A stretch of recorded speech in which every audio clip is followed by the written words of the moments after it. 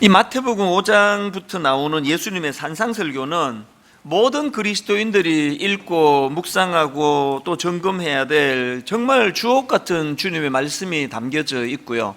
그 중에서 이제 맨 먼저 시작이 되는 이 팔복, 8가지 주님이 가르쳐주시는 이 8가지 복에 대해서는 모든 믿는 사람들이 어떤 삶의 중심을 가지고 뭘 추구하며 살아야 되는지를 가르쳐 주시는 또 주옥 같은 그런 내용으로 기록되어 있습니다.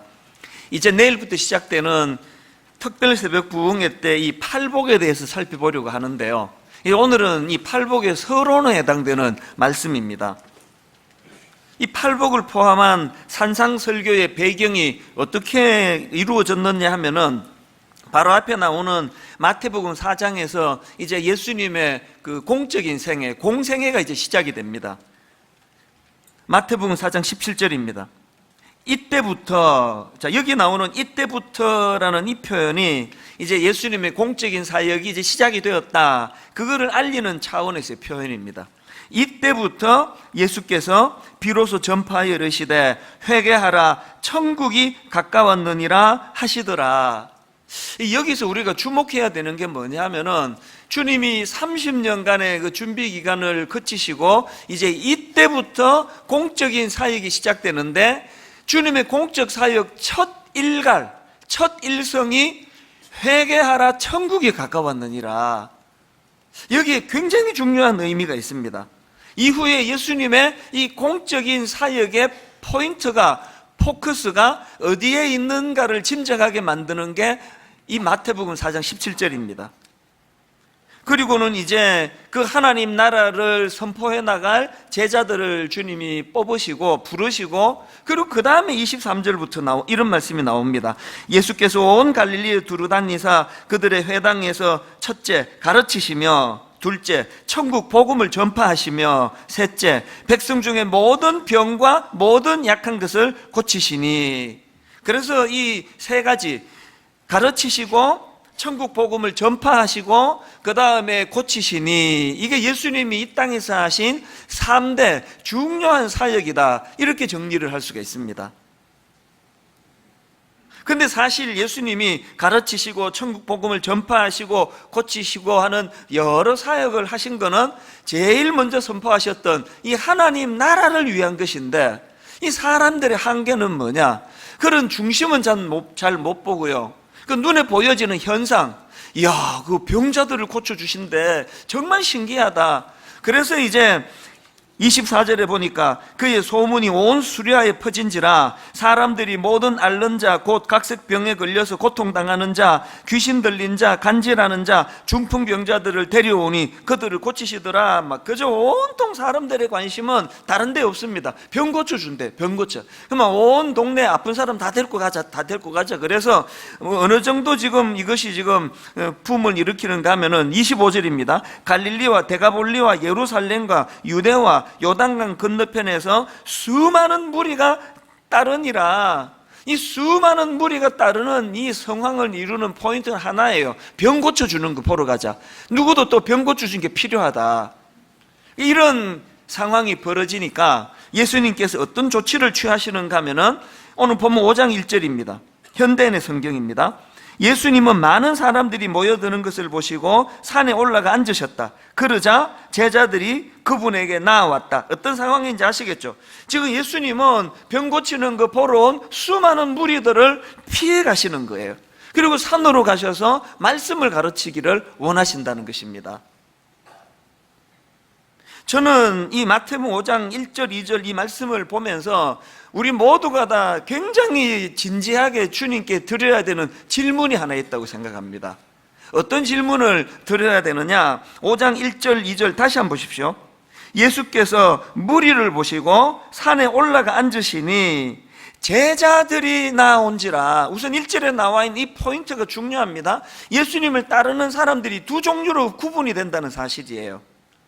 하나는 무리에 해당되고 하나는 제자에 해당된다는 겁니다. 저는 오늘 여러분에게 심각한 도전을 드리면서 이 질문을 품기를 원합니다.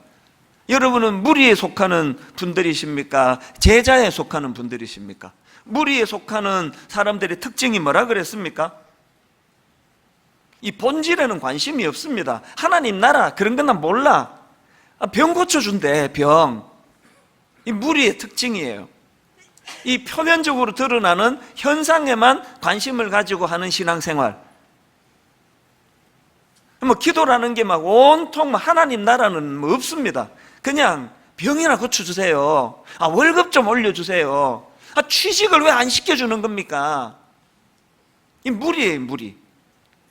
여기에 반해서 제자들은 특징이 2절 아닙니까? 2절. 입을 열어 가르쳐 이르시되. 여기서 오해하시면 안 되는 게요, 이 병 고쳐주시는 주님의 사역에 관심을 가지는 것 자체가 잘못된 게 아닙니다. 저도 너무나 요즘에 환자들이 급증하는 이런 시대에 목사로 살아가다 보니까 하나님께 종종 구합니다. 아버지, 저에게 병 고치는 은사 좀 주세요. 너무너무 마음이 아픈데 하나님, 제가 머리에 손을 얹고 기도하면 병이 떠나가는 이 놀라운 은혜를 저에게도 좀 주시기 원합니다. 저도 그렇게 기도합니다. 병 고쳐주시는 주님의 사역에 관심을 갖는 게 잘못된 게 아니고, 이 무리가 가진 문제가 뭐라 그랬습니까? 그것만 관심을 갖는 게 잘못됐다는 거예요. 우리의 필요를 따라 뭐든지 구할 수 있습니다. 그러나 뭐가 더 중요하고 뭐가 덜 중요한지는 좀 구분하면서 예수 믿자는 거예요. 그리고 또 우리는 내버려두면 이렇게 이 비본질적인 것에만 관심을 쓰기 때문에 어떻게 해야 돼요? 말씀을 들으러 산에까지 가야 되는 거예요. 여러분 스스로가 듣고 보니까 나는 좀 무리에 가까운 것 같네, 그런 생각이 드시면 이제 여러분 2절로 옮겨가셔야 돼요. 주님의 말씀에 관심을 가지시고 입을 열어 가르쳐 이르시되. 이게 이제 내일부터 살펴보게 될 팔복과 산상수훈이 나오게 된 배경이라는 사실입니다.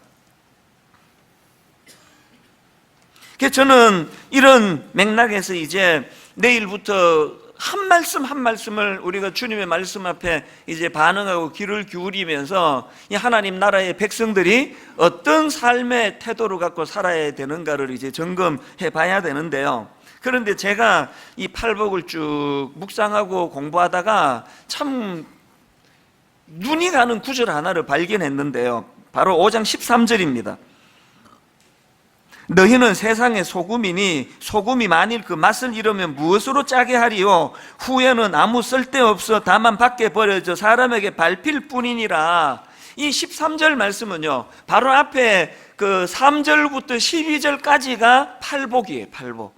주님이 팔복을 선포하시고 바로 주시는 말씀이 13절입니다.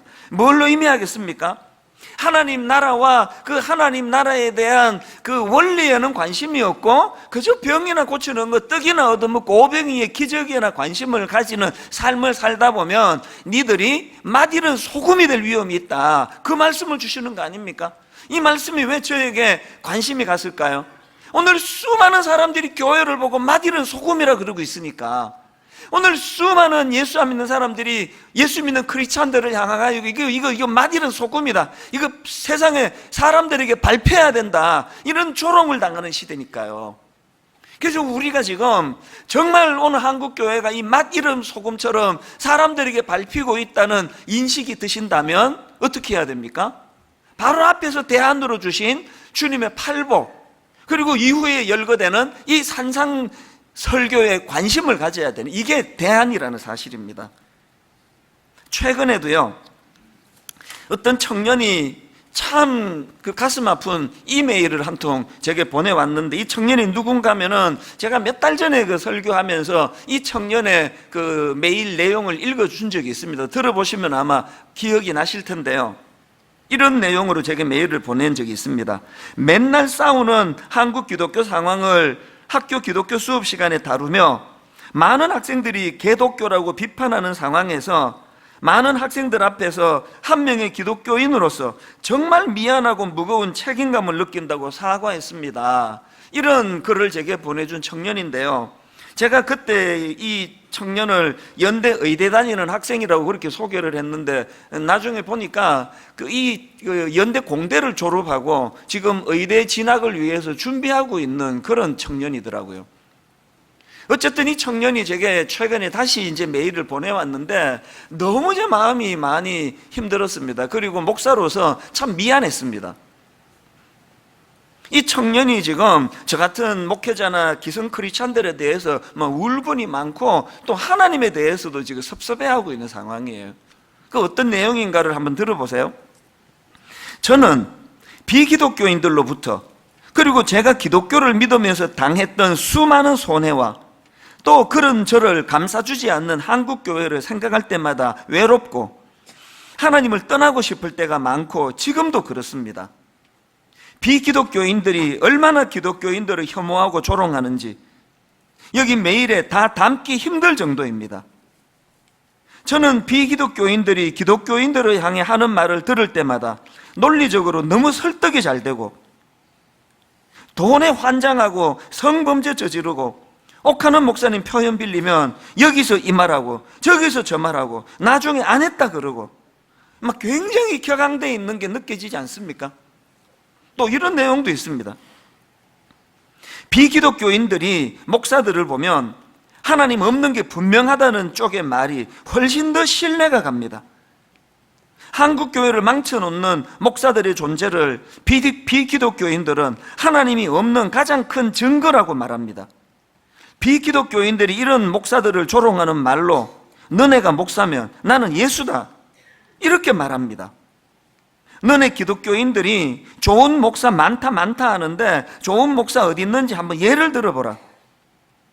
저 또한 이러한 말들을 잘못된 말이라는 생각이 별로 들지 않는 게 오늘 한국교회의 적나라한 실상인 것 같습니다. 이 말고도 내용이 더 많이 있는데요. 제가 우선 이 청년의 글을 보면서 제가 목사라는 게 참 비참했고요. 그러나 사실은 이 형제가 너무 격앙이 돼가지고 이제 쓴 글이다 보니까 저는 이 형제의 글을 다 동의하지는 않습니다. 왜냐하니까 저는 많은 목사님들을 만나는 사람 아닙니까?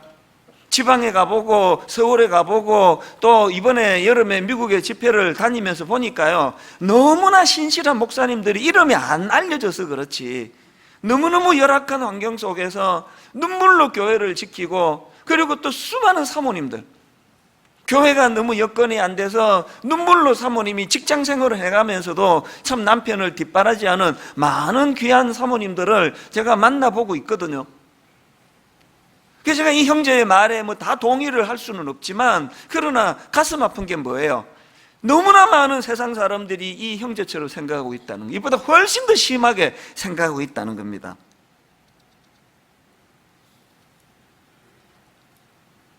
제가 이런 내용의 글들을 읽을 때마다 내가 만났던 너무나 신실한 어느 지방의 또 미국의 어느 교회의 권사님 얼굴이 떠올라지고요.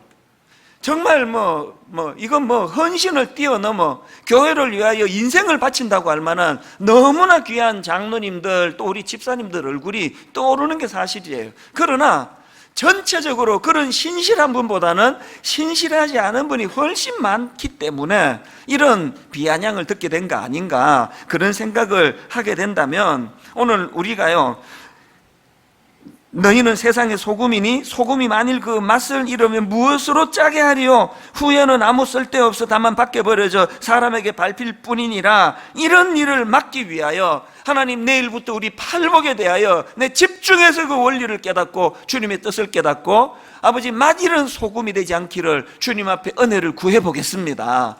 이번 한 주간 내내 이런 소원을 가지고 그렇게 말씀을 나누어보기를 원합니다. 그래서 제가 여러분에게 숙제를 하나 드리고 싶은데요, 이번 한 주간 동안, 한 주간이 아니라 오랜 기간 동안에 마태복음 5장부터 7장까지의 산상수훈을 필사도 해보시고요, 읽기도 하시고요, 드라마 바이블을 다운받으셔서, 저는 그 드라마 바이블로 이제 성우가 육성으로 들려주는 이 예수님의 다 말씀이니까요.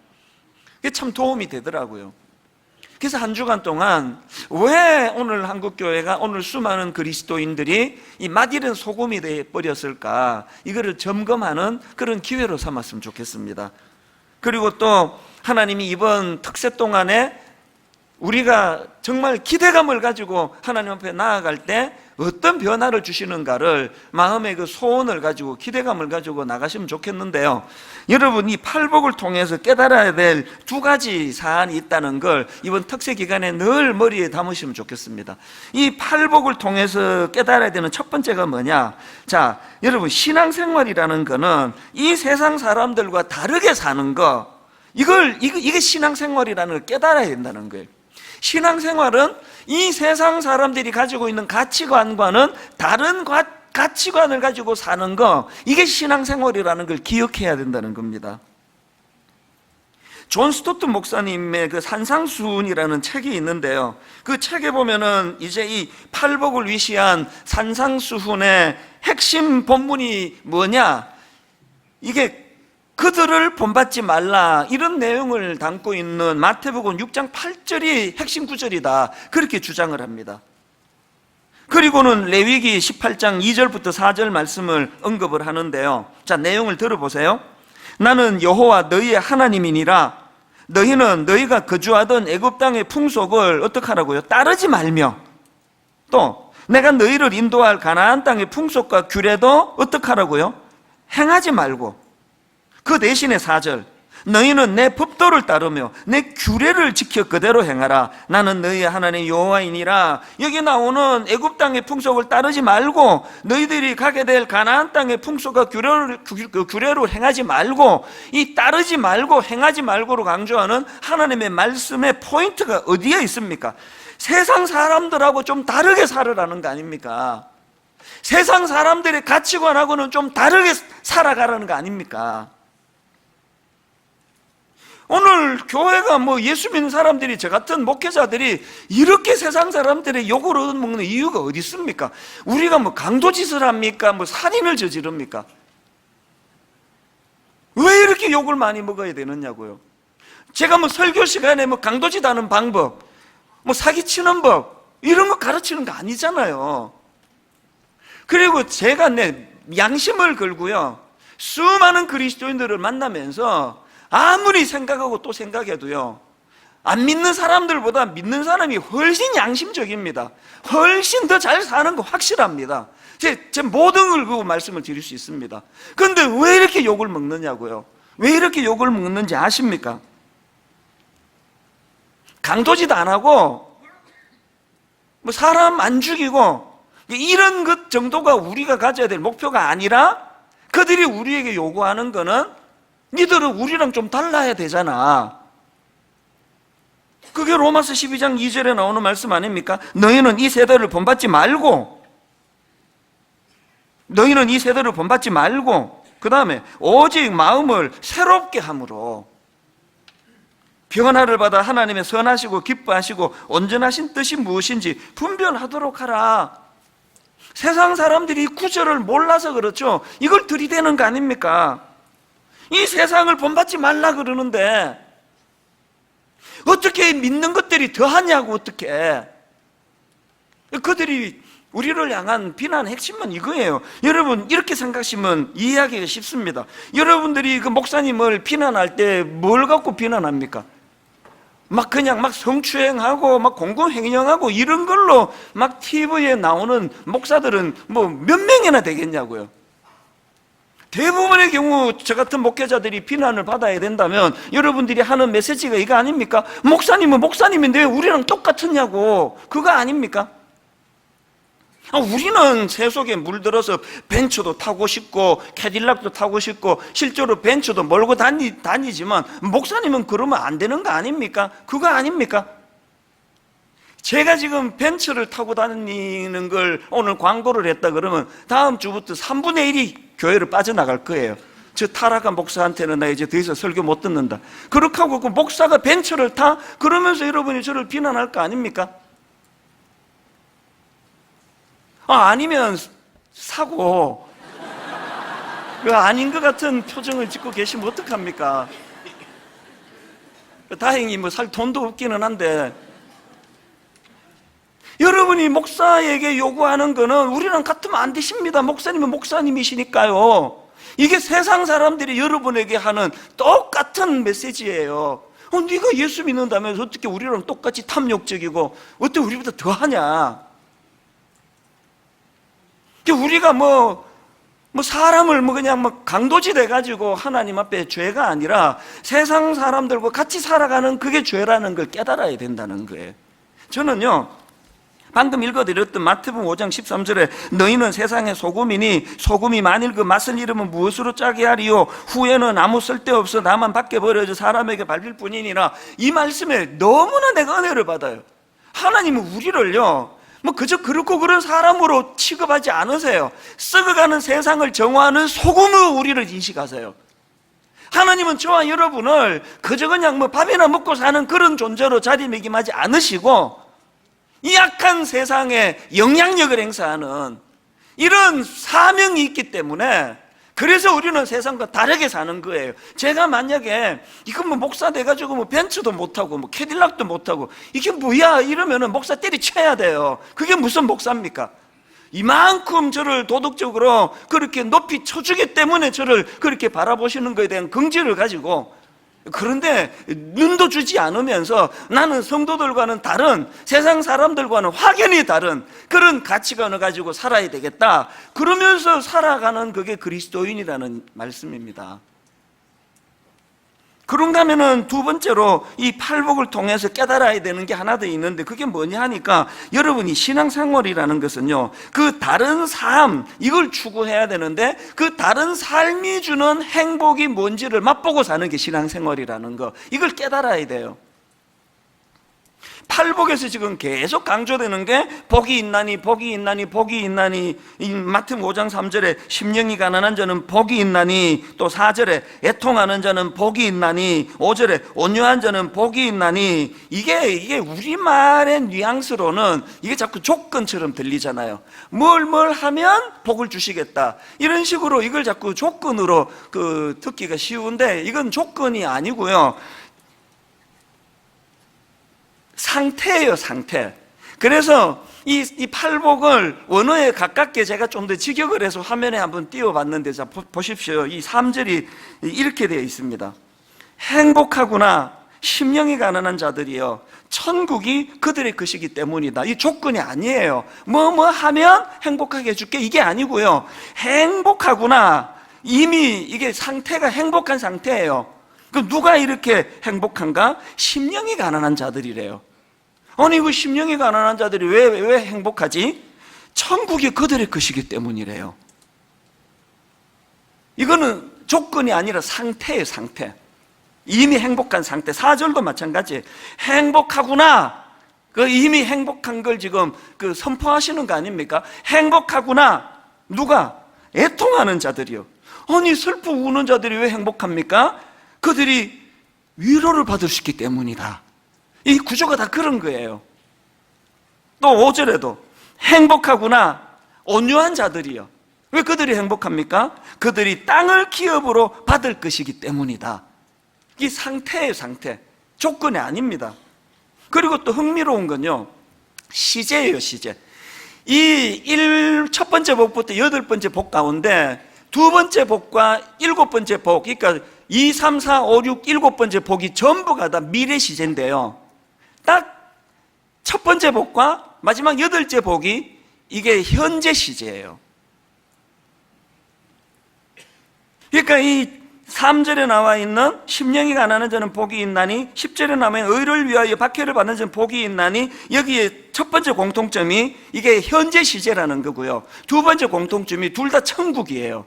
자, 한번 3절을 보세요. 심령이 가난한 자는 복이 있나니 천국이 그들의 것이며, 또 10절 의를 위하여 박해를 받은 자는 복이 있나니 천국이 그들의 것임이라. 여기에 지금 똑같이 둘 다 천국이 그들의 것임이기 때문에 행복하구나, 이게 지금 이 천국의 현재성을 강조하는 이 표현 속에 여러 가지 의미를 담고 있지만, 그 중에서 제가 발견하는 강력한 의미가 뭐냐, 여러분, 신앙생활이라는 거는요, 내가 주님 말씀대로 살면 이 세상 가치관을 따라 살지 아니하고 하나님이 원하시는 하나님 나라의 백성으로서의 가치관을 가지고 살아가면 그 보상으로 죽어서 천국 가는 티켓을 받는 게 신앙이 아니고 천국의 현재성이라니까요.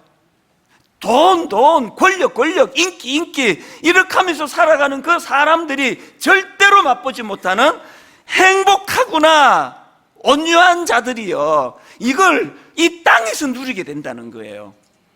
우리가 정말 잘못하는 게 뭐냐? 강도짓도 나쁜 거지만 이 하나님 나라의 가치를 가지고, 가치관을 가지고 세상의 기준이 아닌 물질, 명예, 권력 이런 걸 추구하는 것이 아닌 하나님 나라 백성으로서 주님이 가르쳐주시는 삶의 가치를 가지고 살면 이 땅에서 이것이 얼마나 행복하냐라는 것을 누리며 살지 못하는, 이게 죄예요. 이게 왜 젊은 애들이, 여러분 아들이 왜 교회 떠납니까? 왜? 앞만 봐도 예수 믿는 우리 아빠가 행복해 보이지 않는 거 아닙니까?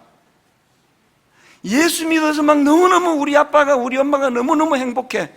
부부 싸움도 안 하고 싸우려다가도 또 막 웃으면서 끝내가지고 물어요. 어떻게 아버지는 이렇게 행복해서, 아빠는 왜 이렇게 행복하세요? 그러면 예수 믿고 이런 애가 참 신기해 나도. 근데 그 집 아들이 교회 떠나겠습니까? 지금 우리 집 아들도 지금 신앙에 지금 회의가 많아서 근데 지금 죄책감을 많이 느끼고 있습니다. 로마서 14장 17절에 보니까요, 하나님의 나라는 먹는 것과 마시는 것이 아니요 오직 성령 안에 있는 의와 평강과 희락이라. 권력을 추구하고 물질을 추구하고 실제로 그것을 누리는 사람들을 보니까 평화가 안 보이는 거예요. 그게 희락, 기쁨이 없어요. 근데 오죽하면 우리 강아지 이름은 희락이라고 지었게. 희락이, 예수 믿는 사람이 추구해야 되는 그 희락.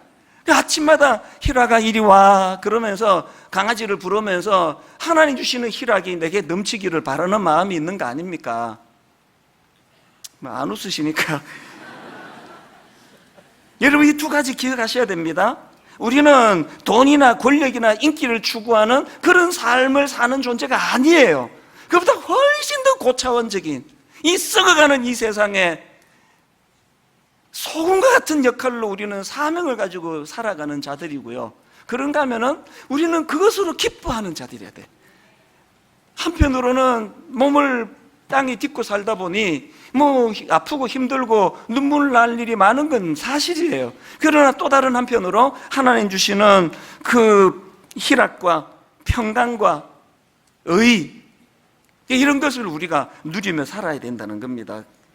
그런가 하면은 이 팔복과 관련해서 한 가지 포인트, 중요한 한 가지 포인트를 더 아셔야 되는데요, 여러분이 산상설교와 팔복의 항목들을 지켜나가기 위해서 내가 힘써서 얻어내는 게 아니에요. 맞아요, 기독교 윤리, 이제 내일부터 내가 이제 진짜 내가 한번 애써봐야 되겠다, 이거 아니에요. 이 모든 팔복과 산상수훈을 주관하시는 분은 하나님이세요. 그분이 우리를 인도하시는 대로 따라가면 저절로 습득이 되는 게 이 팔복의 능력인 줄 믿으시기를 바랍니다. 예를 하나 들어볼게요. 이번에 제가 미국에 3주 동안 5개 지역을 순회하면서 집회를 가졌지 않습니까? 특별한 은혜를 많이 주셨어요. 그래서 막 가는 곳마다 하나님이 은혜를 많이 주셨는데요, 그래서 하나님이 하셨는데 칭찬도 제가 많이 들었습니다. 목사님, 이 지역에서 수십 년 동안에 이렇게 많이 모인 경우는 처음입니다. 이런 많은 일들이 있었거든요. 그래서 저녁에 목사님 은혜 받았습니다, 수고하셨습니다, 칭찬을 많이 듣고 기분 좋게 이제 숙소에 가가지고 잠자리에 들었는데요, 길게도 잠을 못 자게 해요. 짧게 잠을 자고 새벽에 일어나면은 하나님이 저를 어떻게 다루시느냐 이해가 안 돼요. 그렇게 기분 좋게 그렇게 이번에 은혜가 넘쳤다고 그런 칭찬을 듣고 잠자리에 들어갔는데, 아침에 제가 그 새벽에 일어나면은 마음이 너무 우울해지는 거예요. 마음이 너무너무 제가 초라해지는 거예요. 난 왜 이렇게 초라한가? 열등감이 밀려오는 거예요. 이게 3주 내내 그런 일이 일어났어요. 이해가 안 되는 거예요. 이번 집회가 대성황리에 지금 진행이 된다 그러는데, 어제 저녁에 기분 좋게 잠자리에 들었는데 왜 아침에 새벽에 눈이 떠지면 내가 이렇게 초라한지 너무너무 초라해지는 거예요. 그래서 우울해가지고요, 오전 내내 문 밖을 안 나간 적이 태반이에요. 식사하자 그러는 것도 사양한 적도 있습니다. 너무 이상한 거예요, 이게. 내가 왜 이렇게 내 자신이 이렇게 초라한가, 이걸 좀 분석을 해봤더니 두 가지 때문에 제가 초라하더라고요. 하나는 뭐냐, 이 지식의 부족 때문에. 제가 너무 몰라요. 평생을 내가 신학 공부하고 설교하고 내 하나님 말씀 공부하며 살았다고 하는데 어떻게 내가 이 영적으로 지식이 이렇게 모자라는지, 내 하나님에 대해서 시간이 갈수록 내가 잘 모르겠습니다. 영적으로 제가 무지한 게 너무나 저를 초라하게 만드는 거예요. 예전에도 종종 송창식 씨, 가수 송창식 씨가 불렀던 가나다라는 그 노래가 저를 계속 맴돌게 하는 일을 경험했는데, 이번에도 미국에서 많이 경험했습니다. 우리 여기 젊은 청년들 가나다라는 노래 모르면 꼭 그 가사 다 외우셔야 돼. 이게 너무 중요한 메시지예요, 이게. 이렇게 시작하는 그 노래, 저랑 비슷한 세대는 다 아실 거예요. 가나다라 마바사 자차카타파 헤헤 으헤 으헤 으흐흐. 저는요, 으헤 으헤 으흐가 탄식처럼 들리는 거예요. 왜 이게 탄식처럼 그 다음 가사를 보세요. 하고 싶은 말들은 너무너무 많은데 이내 노래는 너무너무 짧고. 그 다음 가사 보세요. 하늘천 따지 거물현 누를황. 알고 싶은 진리는 너무너무 많은데 이내 머리가 너무너무 작고. 이 딱 내 심정이에요. 알고 싶은 진리는 너무너무 많은데 이내 머리는 너무 작고. 1, 2, 3, 4, 5, 6, 7, 8, 9하고 10이요. 하고 싶은 일들은 너무너무 많은데 이내 두 팔이 모자라고. 지난주에 3주 내내 내 마음의 열등감이, 내 마음의 초라함이, 하나님에 대한 이 신비로운 지식, 알고 싶은 지식이 너무너무 많은데 난 왜 이렇게 머리가 이렇게 작아? 이게 이렇게 내가 지식이 약한가? 하고 싶은 일들, 해야 되는 일들이 너무나 많은 시대에 목사로 부름을 받았는데 이내 팔은 너무 짧고. 그런가 하면 두 번째로 제가 그렇게 제 자신이 초라했던 건요, 존재의 자금. 저는 우리 부목사님들한테 막 아주 불같이 제가 소리를 지를 때가 있는데요. 하나님이 당신을 장교로 불렀는데 어떻게 그렇게 이등병 정신으로 사느냐고, 사람 눈치나 보고 사느냐고. 하나님은 우리가 최후의 보루라. 이병등 정신으로 살면 안 된다고. 존재가 목회하는 거라고. 말로 목회하는 거 아니라고. 제가 그렇게 막 소리를 지를 때가 있는데 그건 저에 대한 책망이에요. 존재가 목회를 해야 되는데 입만 살아가지고 너무 제 자신의 초라함이 이번에 여름에 막 너무 저를 괴롭히는 거예요. 그런 3주를 보내고요, 한국으로 돌아와가지고 로이드 존스 목사님의 책을 읽는데 내 전율이 느껴지는 겁니다. 그 로이드 존스 목사님 책에요, 이 8복 중에 첫 번째 복이에요. 8번 중에 첫 번째 복, 심령이 가난한 자는 복이 있나니 천국이 그들의 것이며, 이 항목을 설명하는데 제가 이걸 옮겨 적어갖고 지금 들고 다닙니다. 뭐라고 설명하는지 아십니까? 심령이 가난해진다는 것은 속을 비우는 것을 의미하며 나머지 복은 가득 채우는 것을 의미하는데, 우리가 먼저 비워지지 않으면 채워질 수 없다. 그래서 하나님께서 우리에게 복을 가르치시는데 먼저 나를 비우는 거라는 게, 심령이 가난한 건 자기를 비우는 거래요. 그리고 두 번째부터 7, 8째 복이 다 채우는 거래요. 왜 제가 전율이 느꼈을까요? 이번 가을에 8복을 가지고 하나님이 은혜를 주시기로 그렇게 결정하셨는데, 말씀을 전하는 저에게 먼저 비워내는 작업을 하신 거예요. 이유도 없이. 눈으로만 보고 판단하는 세상 사람들은 이번에 집회가 성공이다, 막 20년 만에 처음 있는 현상이다, 막 어떤 데는 자리가 없어가지고 막 돌아간 사람이 몇 명이나 된다, 막 눈으로 보기에 너무나 북적북적거리는 현상을 보여주시고, 새벽만 되면은 이유 없이 내가 초라해지는, 존재가 초라해지는 그 과정이 하나님이 저에게 신령한 복으로 채워주시기 위하여 비우시는 작업이었더라는 거예요. 전율이 느껴지지 않겠습니까? 저는 저의 약함을 오픈하는 거 부끄러워하지 않습니다. 왜? 병은 소문내라 그랬어요. 내 약함을 자꾸 떠들고 다녀 이걸 비워내야 거기에 신령한 것으로 채워줍니다. 아무것도 아닌 그 쓰레기 같은 거 채워놓고는 그것 때문에 교만이 머리 끝까지 올라가가지고 어떤 은혜도 받지 못하는 분들이 계시다면 내일 새벽에 다 비워내는 작업이 있기를 바랍니다. 그 별것 아닌 그것 가지고 막 우쭐하고 살아가는데 네 그거 다 비워야 신령한 하나님 나라의 복으로 채워진다. 제가 앞에서 이 팔복과 관련해서 중요한 한 가지 포인트 아셔야 된다는 게 바로 이 이야기예요. 내가 하는 거 아닙니다. 막 힘주고 막 내일부터 한번 내가 막 도덕적으로 살아봐야지. 그게 다 실패예요. 여러분, 우리가 마음을 비워내면서 내가 뭘 몰라서 난 내가 좋은 사람, 나 대단한 목사인 줄 알았는데 하나님 말씀 앞에 초라하기 짝이 없는 내 자신을 발견하고 하나님 저를 불쌍히 여겨주시기를 원합니다. 가련한 인간입니다. 가련한 인생입니다. 은혜 아니고는 너무나 초라할 수밖에 없는 인생입니다. 주님 나를 불쌍히 여겨주시기를 원합니다. 다 비워주시는 그 주님, 2달, 3달 전에 앞서서 저를 다루어주시는 이 신비로운 길 인도하시는 그 주님, 조목조목 증거를 들이대시기 때문에 내 약함을 부인할 수 없도록 만드시는, 완전히 나를 그렇게 수치스럽게 비참하게 만드시는 열등감을 몰고 가시는 것은 주님이 저를 조롱하기 위해서가 아니에요. 채워주시기 위해, 채워주시기. 여러분, 이 기대감을 가지고 내일 첫날부터 다 비워내고 그리고 거기에 채워주실 신령한 은혜를 사모하는 그런 새벽 부흥이 되기를 주님 이름으로 축원합니다. 여러분, 오늘 말씀을 기억하시면서 이번 한 주 내내 이 원리를 마음에 담으시면서 우리 이 찬양을 드리면 좋겠습니다. 예수는 내 힘이요 나의 기쁨, 내 참 소망. 자꾸 내 자아가 나와가지고 내 자아가 내 힘이요, 내 도덕성이 내 힘이요, 내 능력이 내 힘이요, 이거 다 비워내고 구하지도 않았는데 철저하게 저를 다루시고 비워내시고 초라하게 만드시고 누구 앞에서도 우쭐대지 못하도록 입을 닫게 하시고 거기에 이제 채워나가실 가장 강력한 힘은 예수는 내 힘이요, 예수는 내 힘이요. 우리 가사를 생각하시면서 우리의 초라함이 크면 클수록 더 힘있게 이 찬양을 주님께 불러드리면 좋을 것 같습니다. 찬양하시겠습니다.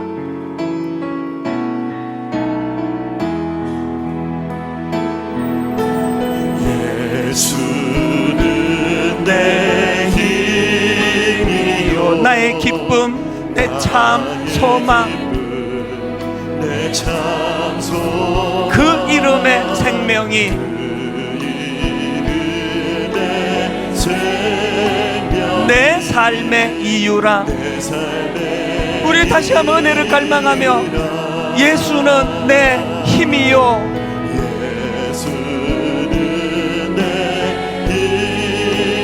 나의 기쁨, 내 참 소망,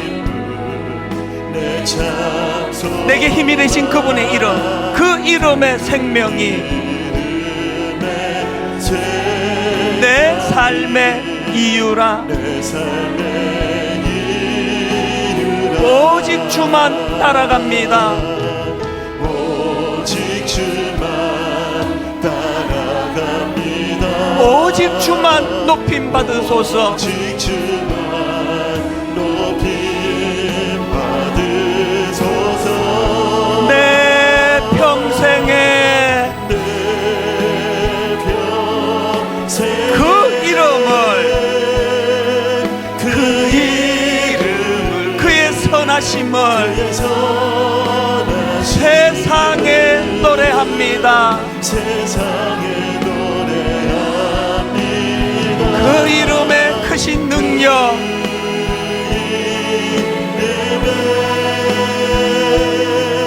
크신 능력, 영원한 생명이 내 삶의 이유라. 내가 사나 죽으나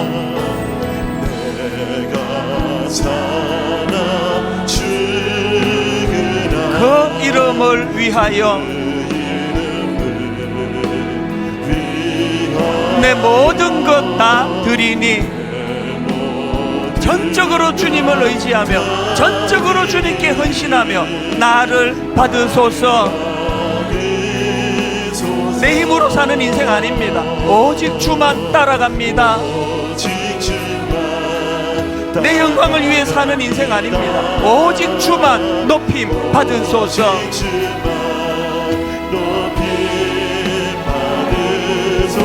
다시 한번 결단하며 선포합니다. 내 평생에 그 이름을, 그의 선하심을 세상에 노래합니다. 그 이름의 크신 능력,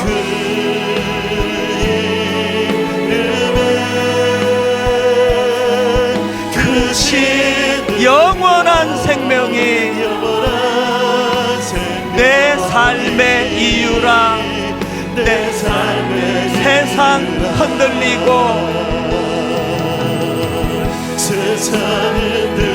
사람들은 변하여도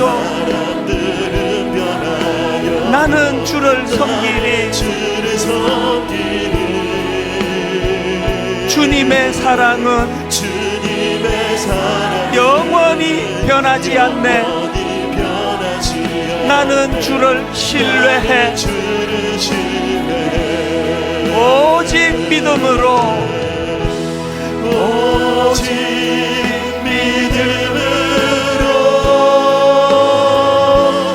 믿음으로 내가 살리라. 오직 믿음으로, 오직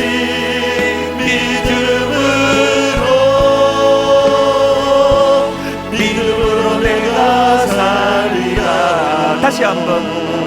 세상 흔들리고 사람들은 변하여도 나는 주를 섬기리. 주님의 사랑은 영원히 변하지 않네. 나는 주를 신뢰해. 우리 다 자리에서 일어나셔서 다시 한번 선포합니다. 세상 흔들리고 사람들은 변하여도 나는 주를 섬기리. 주님의 사랑은 영원히 변하지 않네. 나는 주를 신뢰해. 오직 믿음으로,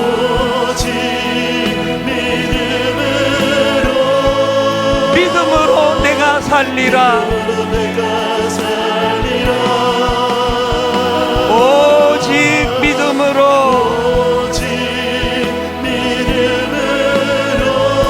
믿음으로 내가 살리라. 하나님 앞에 기도할 때 아버지, 내가 무리에 속했던 것 같습니다. 제자가 되기 원합니다. 하나님, 저는 맛있는 소금 되기 싫습니다. 아버지, 악한 세상에 영향력을 미치는 소금 되기를 원합니다.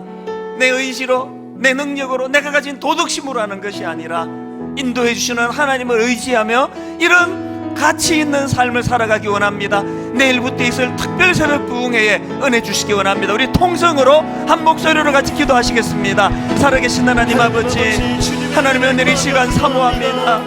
하나님, 그저 눈에 보이는 현상만 쫓아가는, 그저 병 고쳐주는 그 구경하고, 그저 오병이어 떡을 만들어 먹는 그 구경하고 떡이나 얻어먹는 신앙생활이 아니라 하나님 나라를 갈망하며 본질을 향하여 마음을 아버지 실어 주님께 올려드리며 그저 예수 믿어 이 땅에서 잘 먹고 잘 사는 그런 차원의 복이 아니라 아버지, 이렇게 썩어져가는 이 세상에 소금으로 우리를 부르신 그 주님의 사명을 기억하며 아버지, 마지는 소금의 자리에 던져지지 않기를 소원합니다. 마지는 소금이 되어 사람들에게 발표 호라이지지 않기를 원합니다. 그래서 하나님, 이런 할복을 주관하시는 주님께서 산상수훈의 말씀을 허락하신 주님께서 우리의 인생을 견인해 가시도록 온전히 의탁하고 의뢰하며 주님께 맡겨드리며 나아가기를 원하오니 주님 그릇 인도하여 주시기를 원합니다. 우리를 새롭게 하여 주시옵소서. 그렇게 역사하실 주님만을 바라봅니다. 인도하신 주님을 찬양합니다.